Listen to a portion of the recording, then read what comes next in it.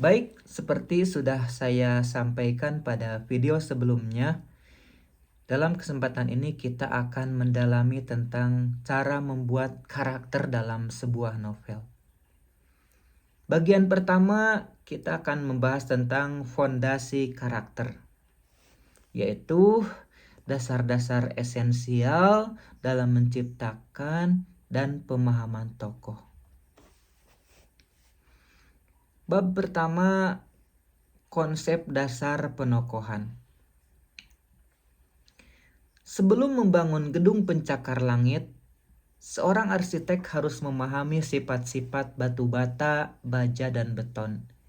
Demikian pula, sebelum menciptakan karakter yang kompleks, seorang penulis harus menguasai elemen-elemen fundamental penokohan. Maka, bab ini adalah fondasi kita. Oh ya, buat teman-teman yang merasa terlalu lama jika harus menyimak videonya, teman-teman bisa membaca langsung buku dari materi tentang penokohan atau cara membuat karakter ini di e-booknya di Play Store. Link e-booknya bisa teman-teman klik di bagian deskripsi video ini ya. Oke. Tapi buat teman-teman yang mau menyimak terus, bisa terus menyimak video ini. Oke. Jadi yang pertama kita akan membahas tentang fondasi karakter. Konsep dasar penokohan. Jadi, sebelum membangun gedung pencakar langit, seorang arsitek harus memahami sifat-sifat batu bata, baja, dan beton. Demikian pula, sebelum menciptakan karakter yang kompleks, seorang penulis harus menguasai elemen-elemen fundamental penokohan. Dan bab ini adalah fondasi kita. Karakter versus karakterisasi. Memahami perbedaannya. Tidak sama ya antara karakter dan karakterisasi. Keduanya berbeda. Dua istilah ini sering digunakan secara bergantian, tapi sebenarnya memiliki makna yang berbeda dan krusial. Apa itu karakter atau tokoh?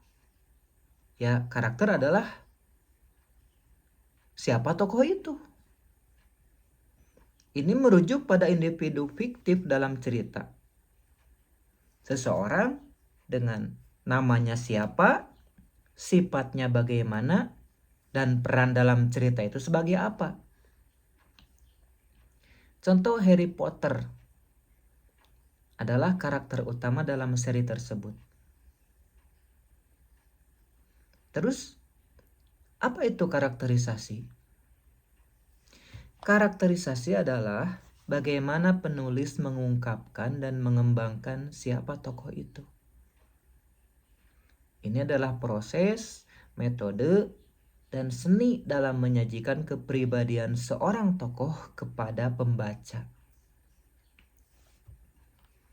Sebagai contoh, karakterisasi Severus Snape dibangun melalui dialognya yang sinis, tindakannya yang ambigu, dan latar belakangnya yang tragis.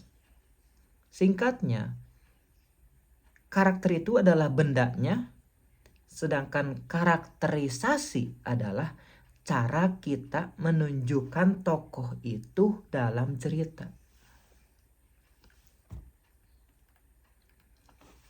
Tokoh statis lawan tokoh dinamis.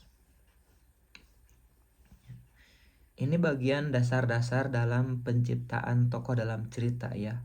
Jadi ada tokoh statis, ada tokoh dinamis. Kenapa kita harus bisa membedakan ini? Karena dengan cara ini kita akan membuat karakter yang baik. Apa perbedaannya tokoh statis dan tokoh dinamis?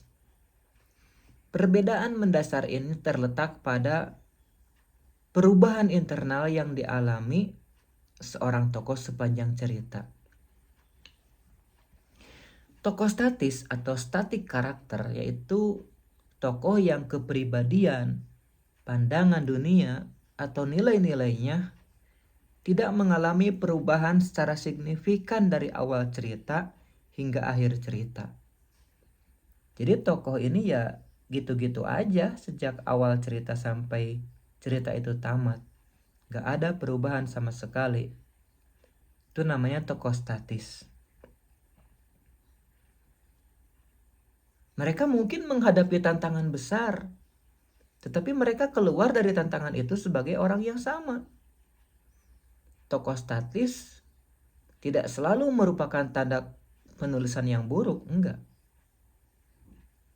Mereka seringkali berfungsi sebagai batu ujian bagi tokoh lain atau sebagai representasi dari sebuah ide yang tak tergoyahkan.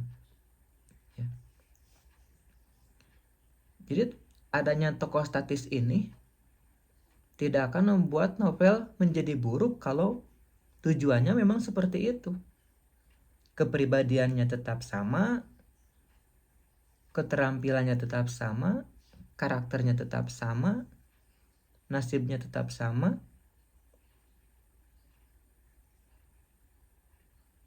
Tidak mengapa kita menciptakan karakter statis diam semacam ini. Kalau memang sengaja.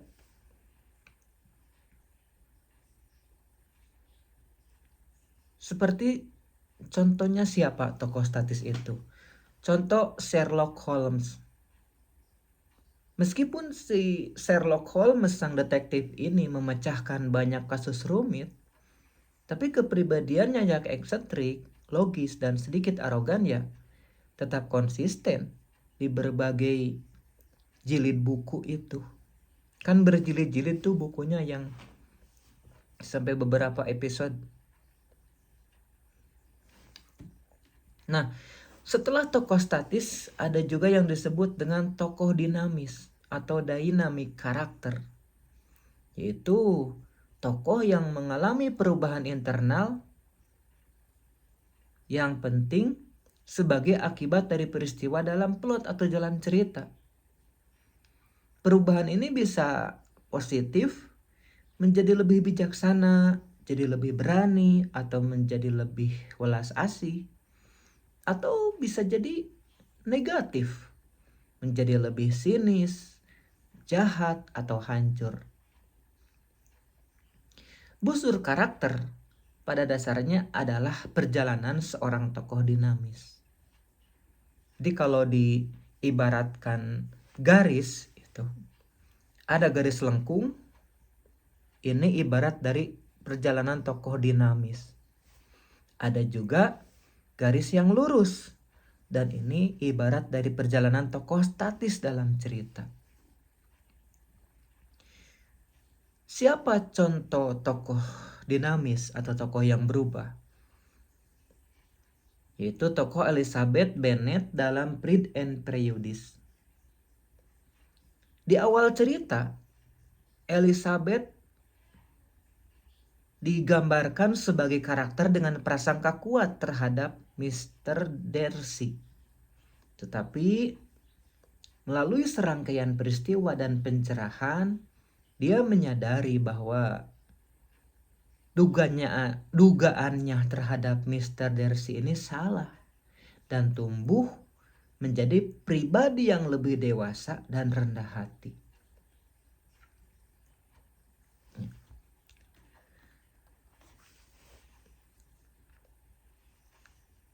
Ada juga tokoh datar atau flat versus tokoh bulat atau round. Ini adalah istilah yang dipopulerkan oleh novelis E.M. Forster. Ini menggambarkan kompleksitas seorang tokoh.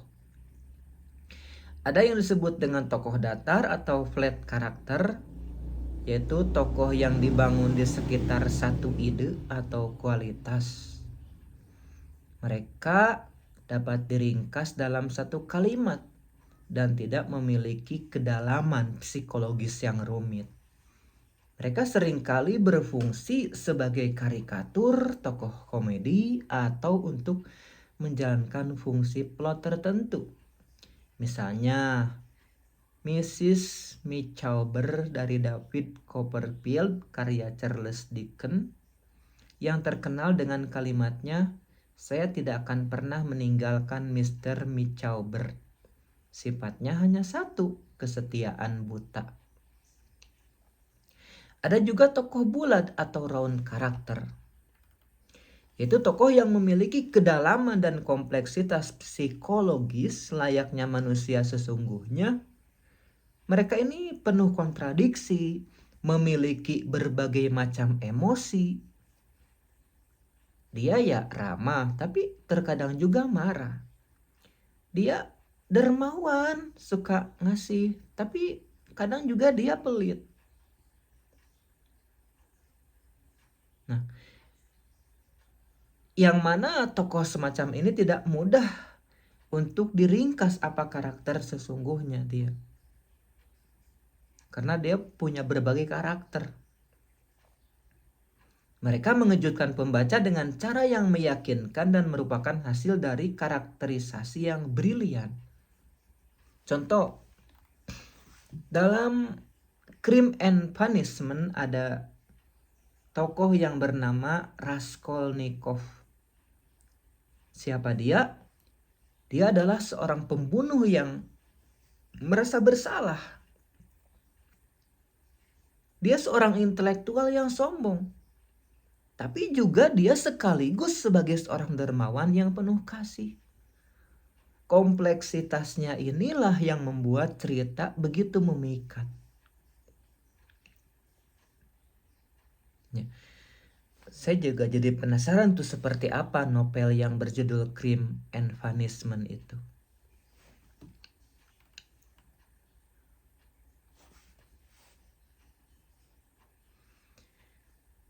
Selanjutnya, dalam pembahasan dasar-dasar penokohan ini, kita akan membahas tentang peran tokoh dalam narasi. Jadi, dalam sebuah cerita kan ada berbagai macam tokoh, ada protagonis, ada antagonis. Nah, ketika kita belajar di tingkat SMP atau madrasah sanawiyah, atau bahkan ketika kita masih SD juga ada pembahasan ini. Cuman pada saat itu kita hanya diberikan 3 macam saja pengetahuan tentang macam-macam ini. Ada protagonis, antagonis, dan tritagonis.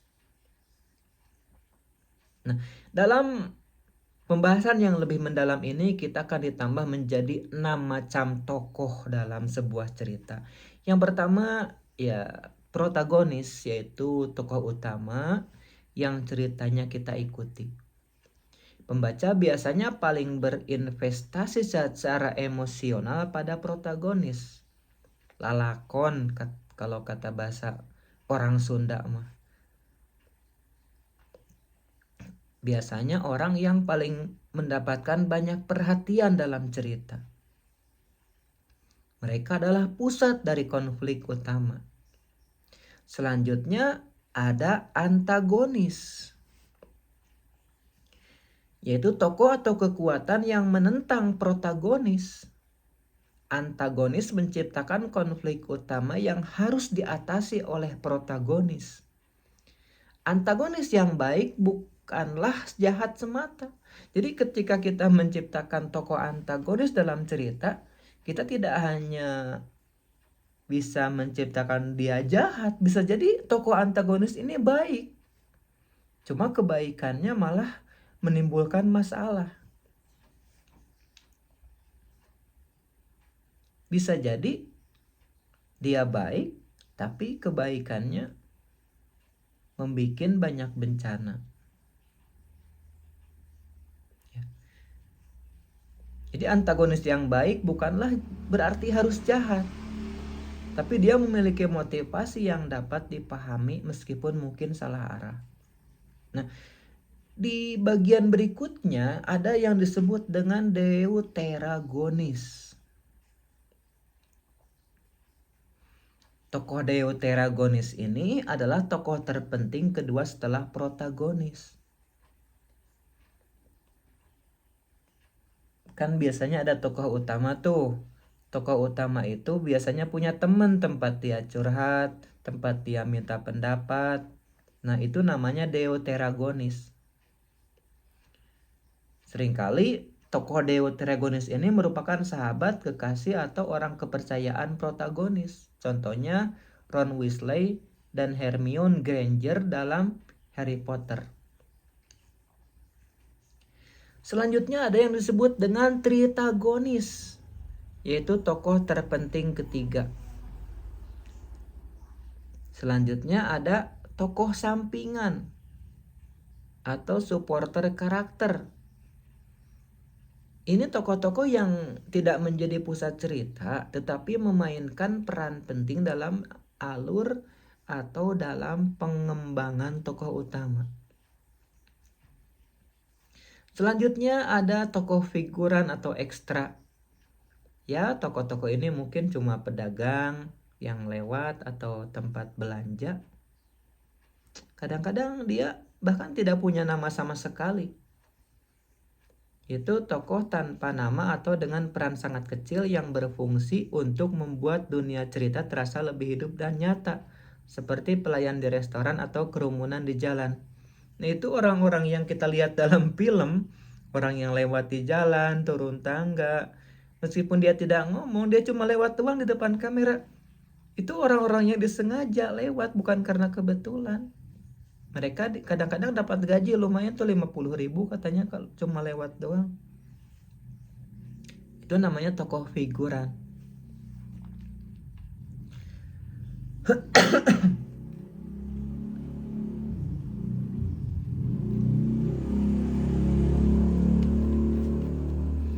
Oke teman-teman, untuk dasar-dasar penokohan ini kita cukupkan sekian dulu.